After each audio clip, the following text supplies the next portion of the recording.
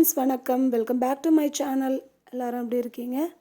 இன்றைக்கி நம்ம விலாகில் சூப்பரான ஒரு வீடியோ பார்க்க போகிறீங்க. குழந்தைங்களுக்கு ரொம்ப ரொம்ப ஃபேவரட்டான ஒரு டிஷ் பற்றி தான் பார்க்க போகிறீங்க. ஆமாம் ஃப்ரெண்ட்ஸ், சாக்லேட் கேக் எப்படி வீட்டில் அதுவும் ரொம்ப ஈஸியாக சிம்பிளாக பண்ணுறதை பற்றி பார்க்க போகிறீங்க. நம்ம கடையில் விற்கிது இல்லைங்க இன்ஸ்டன்ட் மிக்ஸ்ன்னு சொல்லிவிட்டு, அதை வச்சு தான் நம்ம சூப்பராக ஸ்மூத்தியாக ஸ்பாஞ்சி அங்கே பாருங்கள் எவ்வளோ சூப்பராக இருக்குது. நம்ம எப்படி வீட்டில் பண்ணலான்னு பார்க்கலாம். ஓகே, வாங்க வீடியோக்குள்ளே போகலாம். என் சேனல் பார்க்க ஃபஸ்ட் டைம் வந்திருந்தால் லைக் பண்ணுங்கள், ஷேர் பண்ணுங்கள், சப்ஸ்கிரைப் பண்ணுங்கள். ஓகே, ஃபஸ்ட்டு ஒரு 3 முட்டை எடுத்திருக்கேங்க. அதை நல்லா ஒரு 5 நிமிஷம் பீட் பண்ணிவிட்டு வந்துடுங்க. இந்த அளவுக்கு நுர பொங்குற அளவு இருந்தால் போதும். ரொம்ப ஓவராக பீட் பண்ண வேணாம். கடையில் விற்கிற இன்ஸ்டன்ட் மாவை சலிச்சுக்கோங்க. நான் 1.5 கப் எடுத்திருக்கேன் கரெக்டாக.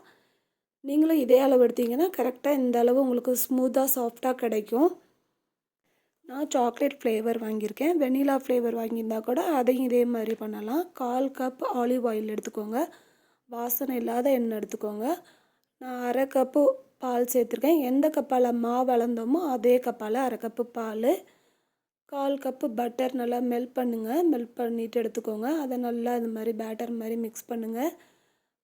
ரொம்ப அடிக்க வேணாம். கிளாக் வைஸ்லேயே நீங்கள் இந்த மாதிரி மிக்ஸ் பண்ணுங்கள் போதும்.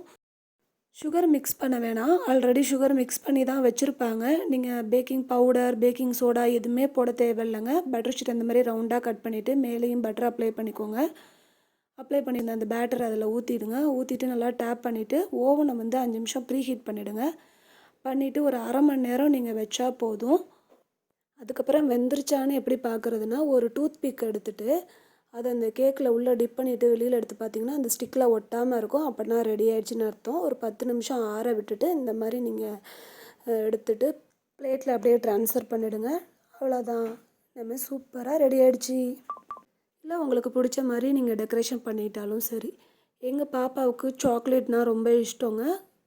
இங்கே பாருங்கள் எவ்வளோ சாஃப்டாக இருக்குது, நல்லா வெந்திருக்கு, ஸ்மூத்தாக இருக்குது. இங்கே பாருங்களேன், நல்லா உள்ளேயும் நல்லா வெந்திருக்குங்க. நீங்கள் இந்த மாதிரி வீட்டிலையே செஞ்சு கொடுக்கலாம் கடையில் வாங்கி தரதை விட.